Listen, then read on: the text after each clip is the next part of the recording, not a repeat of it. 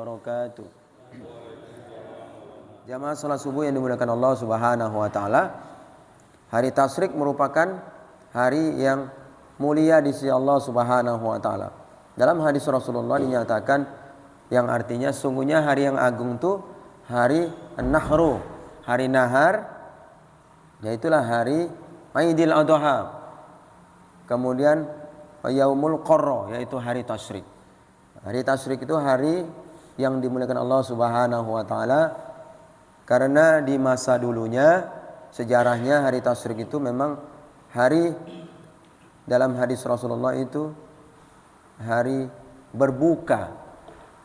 Tidak dianjurkan, bahkan diharamkan kita berpuasa di 10 Zulhijjah, 11, 12 dan 13 Zulhijjah.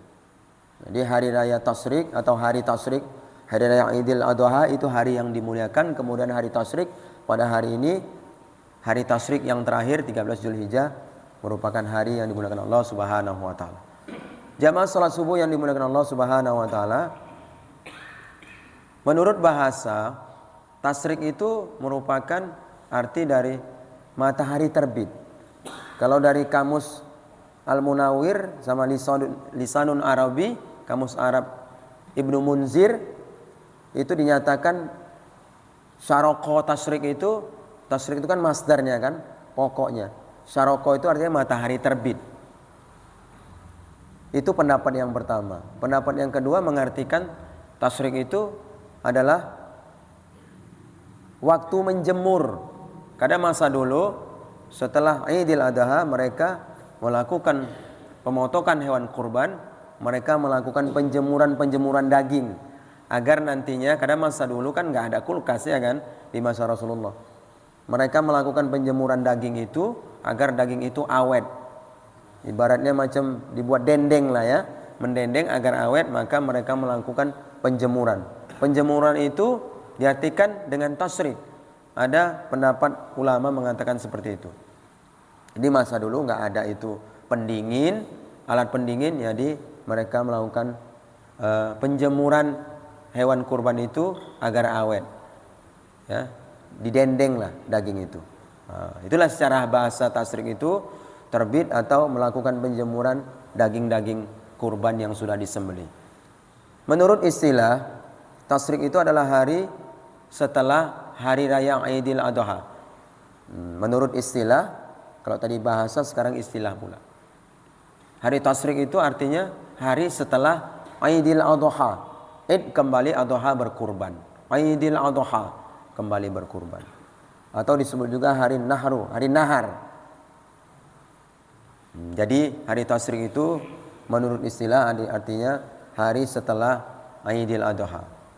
Apa sih larangan dan amalan-amalan yang bisa kita lakukan di hari Tasyrik? Walaupun masih ada ya kan, satu hari lagi, tapi setidaknya tahulah kita. Kalau sudah tahu, mengingat kembali. Hari Tasyrik itu adapun larangan hari Tasyrik dalam hadis Rasulullah itu Rasulullah mengatakan bahwasannya an Ibnu Umar radhiyallahu anhum qala lam yarakhas fi yaumi tasyrik. Dari Ibnu Umar radhiyallahu anhum berkata, Rasul bersabda, jangan kalian berpuasa pada hari tasyrik, kata Rasulullah. Fi ayyami tasyrik, fi ayyam. Ayyam itu jamak daripada hari-hari. Kalau satu hari kan yaumun, kalau 3 hari dari ayyamun. Jangan kalian berpuasa, kata Rasulullah, di hari tasyrik. Makanya hari ini ada hidangan nih kan. Ini karena hari ini masih hari apalah nih? Hari makan minum lah nih. Cocok lah nih. Makanya dalam hadis Rasulullah hari Idul Adha, hari Tasyrik itu hari makan minum. Makanya yang punya pimpinan pondok pesantren Al Zaitun tuh mestinya Idul Adha dibilang hari makan minum kan? Karena sesuai dengan hadis Rasulullah. Ini tidak. Hari yang lainnya pula dibilang ya kan. Idul Adha kan hari Tasyrik. Jadi hari Tasyrik itu hari di mana dilarangnya makan. Hari dilarangnya berpuasa. Nggak boleh berpuasa di hari Idul Adha, kemudian 11, 12 dan 13 Zulhijjah. Hari makan minum, karena Allah Subhanahu wa taala menganjurkan untuk berkurban. Mari nikmatilah rezeki dari Allah Subhanahu wa taala. Tapi tetap dalam koridor, jangan berlebih-lebihan. Walaupun hari makan dan minum hari tasyrik itu, tapi tetap jangan berlebih-lebihan. Yang berlebih-lebihan itu dilarang. Apa saja yang berlebih-lebihan tentu dilarang Allah Subhanahu wa taala. Kulu wasrobu wala tusrifu. Ya, makan minum jangan berlebih-lebihan. Ya, cukup, sedikit cukup. Ya kan? Kalau banyak habis, nah itulah tadi berlebihan. Sedikit cukup, kira-kira tidak berlebihan, nah, itulah dia yang menjadi kebutuhan di badan kita. Cukup dia untuk diri kita. Jadi jamaah yang dimuliakan Allah Subhanahu wa taala, saking mulianya hari Nahar dan hari Tasyrik itu, maka kita dilarang untuk berpuasa. Yang tadinya puasa itu disunnahkan kalau selain Ramadan, kalau Ramadan diwajibkan, selainnya disunnahkan, maka ini dilarang pula berpuasa. Bahkan berdosa pula kalau kita berpuasa kan? Karena begitulah perintah Rasulullah sallallahu alaihi wasallam, lam yaros fi ayyami tasyrik. Ya. Jangan kalian berpuasa di hari Nahar dan hari Tasyrik. Maka dari itu kalau mau berpuasa di luarlah hari-hari yang diharamkan berpuasa, seperti Idul Fitri, Idul Adha, hari Tasyrik, dan puasa sepanjang hari. Nah, itu dilarang juga ya. Nggak boleh puasa walaupun fisiknya kuat, tetap dilarang puasa sepanjang hari. Karena Rasulullah itu berpuasa sehari buka kalau puasa sunnahnya. Jamaah yang dimuliakan Allah Subhanahu wa taala, itulah larangan yang disampaikan oleh Rasulullah kepada kita agar kita jangan melakukan puasa di hari Nahar dan di hari Tasyrik. Kemudian apa amalan-amalan yang bisa kita lakukan di hari Tasyrik tadi? Hari yang mulia itu. Amalan yang pertama adalah, kata para ulama, adalah tentu orang-orang yang tidak melakukan ibadah haji, mereka disunnahkan untuk melakukan kurban. Ya, bagi yang mampu itu ada ancamannya kalau tidak berkurban. Nah, ini masih hari Tasyrik ya, masih ada 1 hari lagi.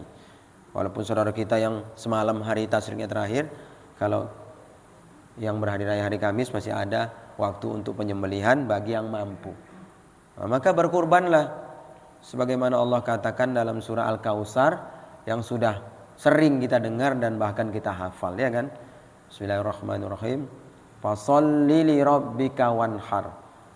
Maka salatlah karena Tuhanmu, Rabbik, dan berkurbanlah. Nah, itu ya. Sudah kita melakukan ketaatan kepada Allah, hablum minallah, salat, fasholli li rabbika, kepada Tuhanmu. Maka yang kedua disambung dengan wanhar, dan berkurbanlah sebagai bentuk mendekatkan diri kepada Allah dan memberi, ya, saling memberi kepada saudara-saudaranya yang seiman, kaya, menengah maupun miskin, semua dapat bahagian daging-daging yang dikurbankan. Maka berkurbanlah, kata Allah dalam surah Al-Kautsar ayat 2. Ke orang-orang yang sudah memang mampu, berkurbanlah. Jangan pelit-pelit, jangan bakhil. Yang mampu, ya kan? Bukan tidak mampu. Ada juga sekarang tuh mengkoordinir dia. Nah, bagus juga itu kan, mengkoordinir.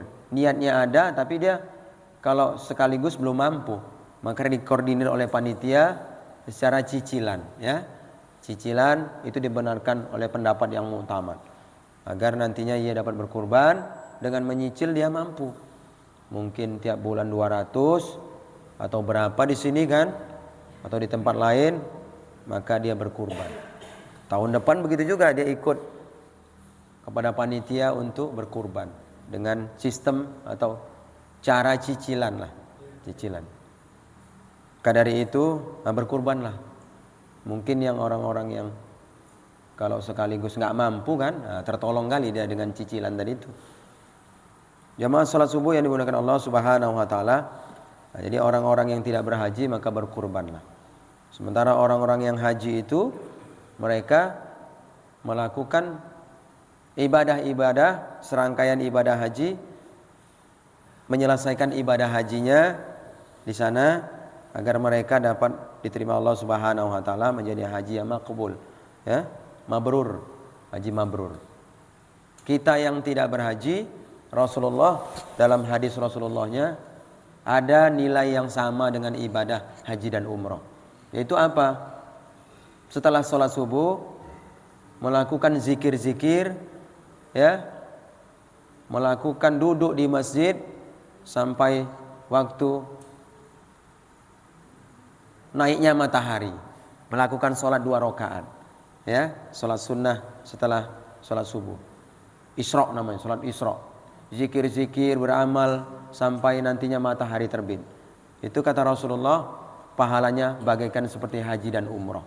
Nah, kita yang tidak mampu pergi haji, mungkin secara finansial, kesempatan fisik mungkin nggak mampu, lakukanlah amal-amal yang paling tidak menyerupai, hampir sama dengan ibadah haji dan umroh, yaitu melakukan zikir-zikir, duduk di masjid, melakukan sholat Isra, ya, itu pahalanya luar biasa itu. Bagi yang tidak punya kesibukan lah kan, udah subuh jangan lantas pergi aja kan, lakukanlah zikir-zikir sampai menunggu matahari terbit. Itu pahalanya bagaikan seperti pahala haji dan umroh. Jadi amalan yang pertama bisa kita lakukan di hari tasyrik adalah berkurban. Itu yang pertama. Yang kedua adalah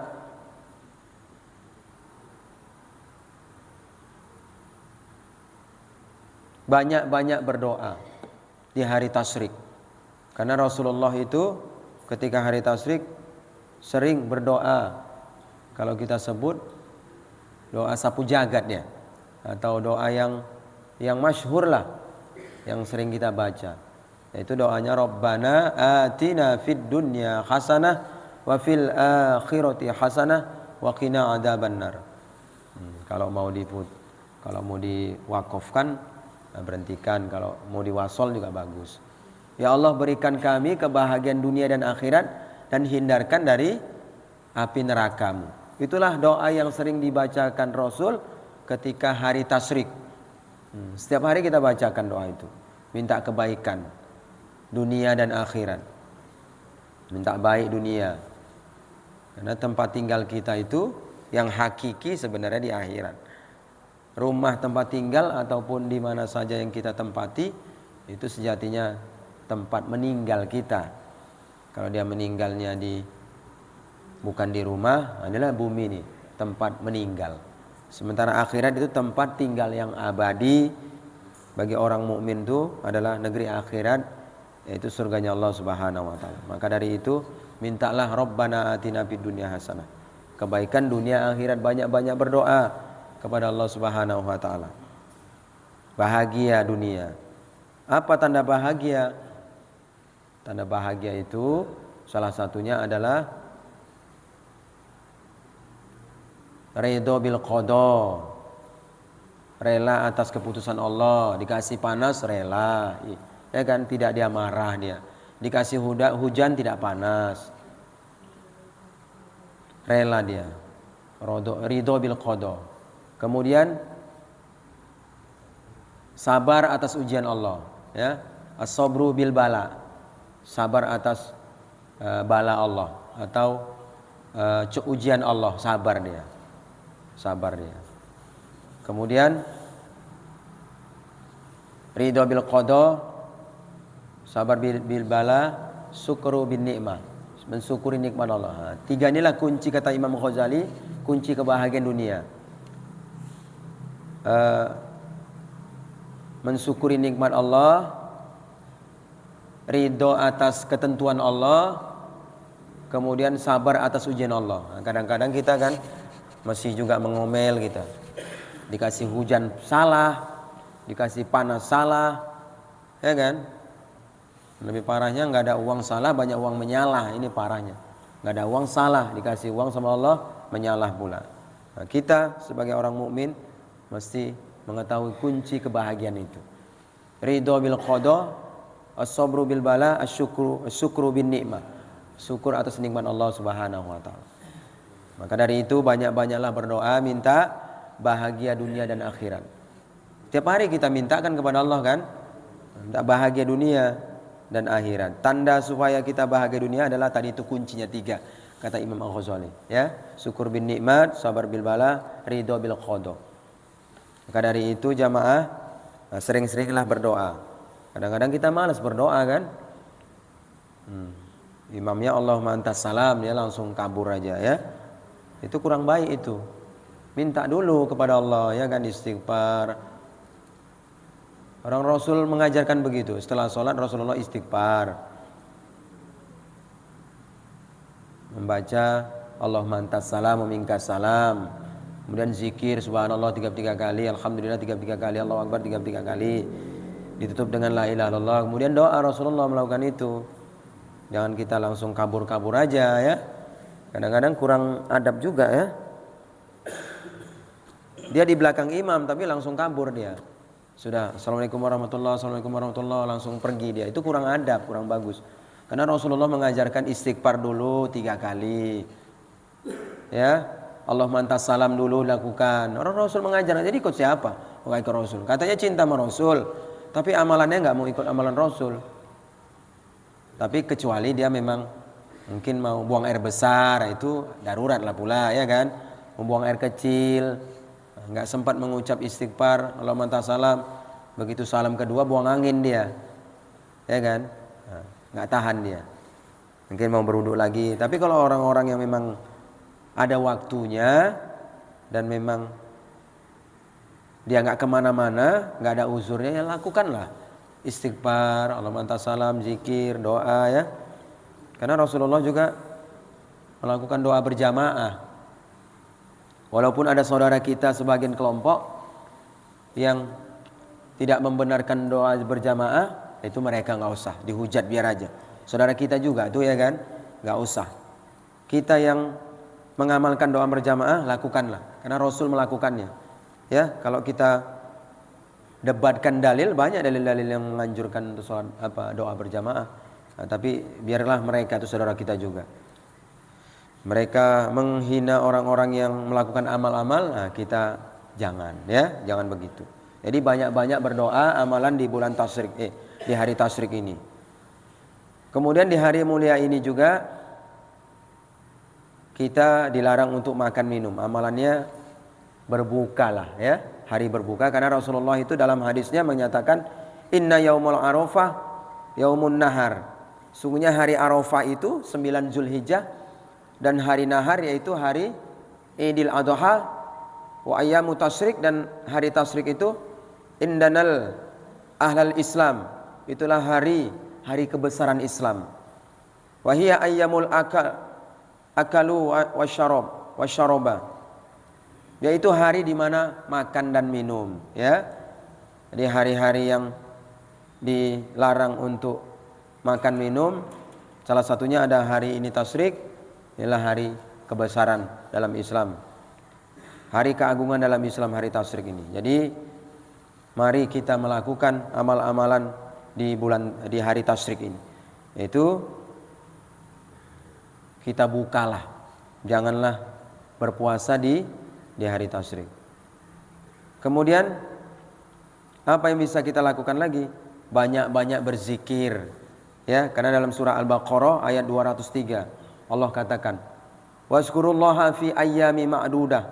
Berzikirlah kepada Allah di hari-hari yang berbilang. Para mufassirin menyatakan hari-hari berbilang ini salah satunya adalah hari tasyrik. Banyak-banyak berzikir, zikir mengingat Allah. Dalam keadaan duduk bisa, berdiri, di mana saja, di tempat-tempat yang mustajab.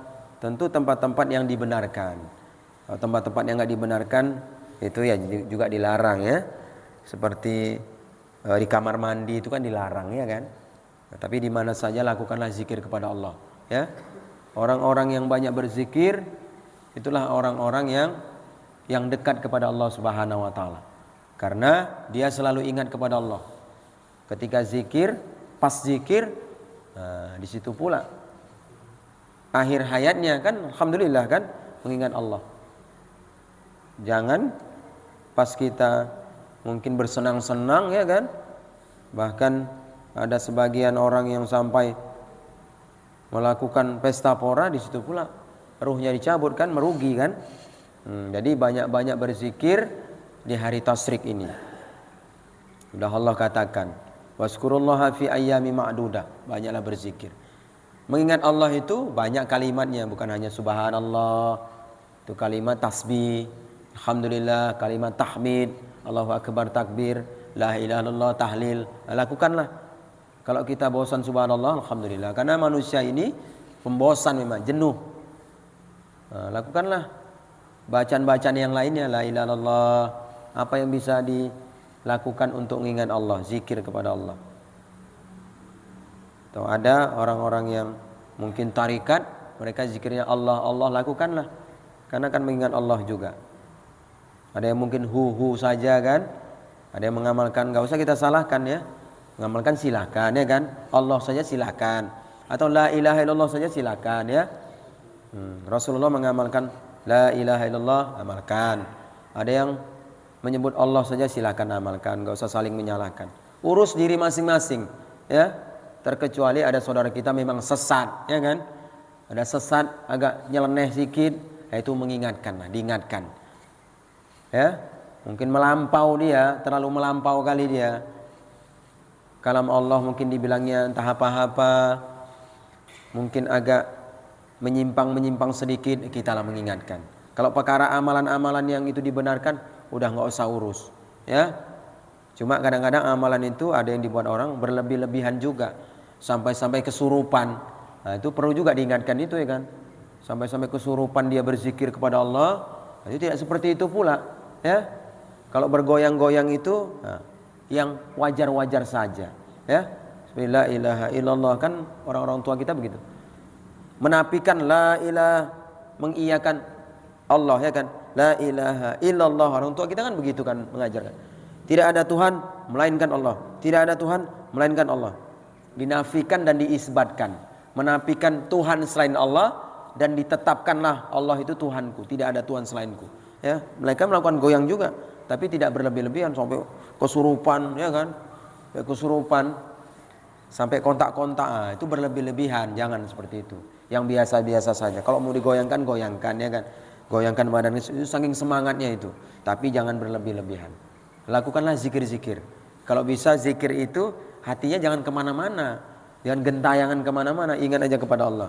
Kalau la ilaha illallah tadi, itu tadi ya, dinafikan Tuhan selain Allah dan diisbatkanlah Allah itu Tuhanku, tidak ada Tuhan selainku. Aku berkehendak kepada Allah dan yang lain juga berkehendak kepada Allah. Ya, iftiqaru ilallah. Ya, dia berkehendak kepada Allah, butuh kepada Allah Subhanahu wa taala. Ya. Nah, berzikir hatinya jangan kemana-mana. Kadang-kadang ada juga berzikir di acara-acara itu kan. Kadang-kadang tuan rumah pun apa juga, salah juga. Ketika berzikir jangan keluar, jangan ngurusin tangteng belakang, makanan siram kuah. Nanti aromanya tercium, yang berzikir agaknya lontong pecel ini. Terganggu konsentrasi. Karena penciuman kita itu kadang-kadang ada yang tajam juga. Pas pula berdekatan, jalan pula makanan, dah pandangannya la ilaha illallah. Asik mandang dalam benaknya, umat sedap juga nih katanya kan. Ada yang enggak sur di hatinya, aduh kurang pas nih dalam hatinya. Nah, jangan orang rumah tuh jangan sibuk nuang-nuang, jangan, nanti aromanya tercium itu. Diam aja dulu supaya yang berzikir itu fokus dia untuk kalimat la ilaha illallah itu supaya mantap dia. Menafikan dan mengisbatkan kalimat la ilaha illallah. Kadang-kadang orang rumah ini apa tuh di belakang tuh kan sibuk nuangi kuah, tercium pula lontong agaknya lontong nih. La ilaha illallah, tercium pula aromanya kan, terganggu konsentrasi. Ya, begitulah manusia kita, ya kan? Ada aja gangguannya. Maka dari itu saling menolonglah. Yang tuan rumah juga menolong ya kan, jangan menjalankan makanan, minuman. Kita juga jangan hatinya jangan kemana-mana. Fokus untuk menafikan selain Allah dan mengisbatkan Allah itu Tuhanku. La ilaha illallah. Jangan mata kemana-mana juga ya. Nah, kalau bisa tunduk, khusyuk dan hatinya kepada Allah Subhanahu wa taala. Dan yang berhajat juga jangan membuat buyar konsentrasi tadi itu, menghinakan makanan ketika la ilaha illallah atau ketika menyebut la ilaha illallah itu menuang-nuang yang aroma itu bisa terbawa ya. Jadi banyak-banyak berzikir di hari tasyrik ini. Banyak cara yang bisa kita buat. Sambil naik kereta berzikir kepada Allah ya kan. Kalau ada pandangan-pandangan yang mungkin membuat maksiat, tentu istighfarlah pula ya kan, dan dibaca pula, sesuaikan dia ya kan. Kalau memang nampak sesuatu yang mungkin agaknya membuat dosa, tentu istighfar, astagfirullahaladzim. Jangan pula naik kereta astagfirullahaladzim, tetap pula di situ. Tentu yang pertama itu karena kita nggak sengaja. Berikutnya kalau bisa janganlah bertahan di situ ya kan. Nah, bila bisa kita potong-potong ya kan, kita potong, jangan tetap bertahan di situ dan pandangan ke situ. Kalau memang nggak bisa lewat tetap di situ, tentu pandangannya jangan mengarah ke situ ya kan, karena nanti bisa mengarah kepada hal-hal yang mungkin menjadi dosa bagi kita ya kan. Kalau memang pandangan itu nggak bisa terelakkan, pertama itu tak terelakkan lagi, berikutnya istighfar, kemudian bisa kita elakkan ya, dan bertahan dari situ. Astagfirullah, katanya, apa bang? Nampak itu katanya, potonglah bang, kata istri pulang. Abang potong dari tadi. Saya diingatkan oleh istrinya, potonglah bang, abang bertahan aja di sini katanya. Nah, jadi sama-sama kita menjaga juga, sudah berzikir kepada Allah di mana saja, ya. Karena ketakwaan kepada Allah itu di mana saja. Ittaqillaha haitsuma kunta, kata Allah. Bertakwalah kepada Allah di mana saja kalian berada. Di pajak ya bertakwa kepada Allah ya kan. Takwa kepada Allah, ingat Allah di mana sajalah, di tempat sepi, tempat ramai, ingat kepada Allah. Nah, itulah salah satu ketakwaan kita kepada Allah Subhanahu wa taala. Jadi banyak-banyak berzikir di mana saja. Bukan hanya setelah sholat, di mana saja tempat berzikir. Kecuali tempat-tempat yang memang enggak dibenarkan ya. Enggak dibenarkan untuk berzikir. Untuk kita menjagalah diri kita. Maka dari itu jamaah, marilah kita lakukan kebaikan-kebaikan di hari tasyrik yang masih ada satu hari ini.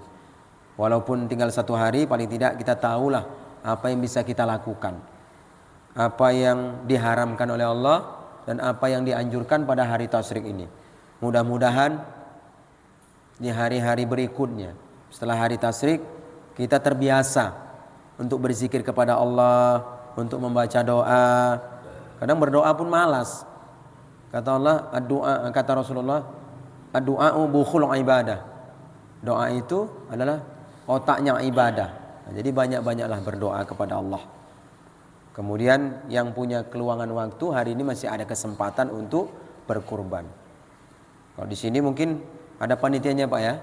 Nah, ada panitianya, mungkin ada yang menghandle-nya, alhamdulillah ya.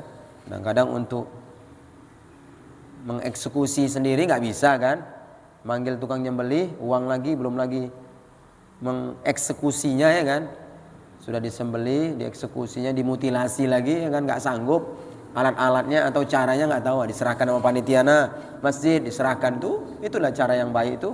Kerjain sendiri nggak tahu nyembelih macam mana, menyelesaikan memutilasinya kita nggak tahu juga, ya serahkan aja sama panitia, kok payah kali. Nanti ada uang, mungkin uang capeknya kita serahkan. Jadi jangan prasangka-prasangka yang buruk kepada saudara kita, serahkan saja ya. Nanti di situ kita berniat untuk berkurban. Nah, jadi akan datang kalau ada kepanitiaan, ikuti. Kalau memang kita mampu, serahkan. Kalau memang kita mampu untuk menyediakan tukang potong sama tukang mutilasinya, sembelih, nah, silahkan. Cuma alangkah baiknya kita saling membesarkan syiar Islam. Kalau di masjid ya kan, di tempat-tempat kan rame kan, orang kan semangat ya kan, semangat. Tapi kok sendiri kurang semangat itu. Kalau di masjid itu ada tempat-tempat yang dibuat ya kan, di lapangan, semangat jadinya. Nah, mari kita besarkan syiar agama Allah yang dulu sejarahnya mungkin Nabi Ibrahim, ya kan? Ibrahim diperintahkan menyembelih, ya kan? Yang akhirnya Allah ganti dan disyariatkan kurban itu sampai sekarang. Mari kita lakukan syiar-syiar agama Allah, ya, jangan dihentikan. Mari kita besarkan syiar agama Allah. Banyak-banyaklah kita untuk melaksanakan amal-amal soleh. Berikutnya ini kita tak tahu masa kita sampai di mana. Apakah di tahun depan kita masih mampu bertahan hidup, nggak tahu juga. Apakah nanti di 2024 pesta demokrasi masih kita hidup, nggak tahu. Maka dari itu kesempatan setiap detik waktu jangan sia-siakan. Banyak-banyak beramal soleh, berzikir kepada Allah. Lakukanlah amal-amal soleh yang sudah diajarkan oleh Rasulullah Sallallahu Alaihi Wasallam. Mudah-mudahan umur yang tersisa bisa kita manfaatkan dengan sebaik-baiknya. Jangan orang Melayu bilang layas begitu saja, terlewat begitu saja. Umur sudah makin mendekati alam kubur, ya kan? Kulit sudah kendur, mata sudah kabur, uban sudah bertabur, ngomong sudah ngelantur, makan sudah bubur, bentar lagi ke situ liang kubur. Maka dari itu manfaatkan waktu ini sebaik-baiknya, jangan sia-siakan. Demikian saja, mudah-mudahan kita dapat melakukan amal-amal ketaatan kepada Allah Subhanahu wa taala dan dapat kita aplikasikan di dalam kehidupan sehari-hari. Kita dapat bukan hanya hablum minallah, tapi fasholli li rabbika wanhar, berkurban untuk kita dekatkan diri kepada Allah dan kita bantulah saudara kita mungkin tak pernah mungkin mencicipi makanan-makanan yang mungkin makanan favoritnya itu makan hewan kurban tadi. Mari kita berikan kepada saudara kita. Mudah-mudahan umur waktu kita diberkahi Allah Subhanahu wa taala. Demikian saja yang bisa saya sampaikan. Tutup dengan sebuah pantun, ada pantun sedikit ya. Sungguh sedih ditinggal kekasih, cukup sekian dan terima kasih. Assalamualaikum warahmatullahi wabarakatuh.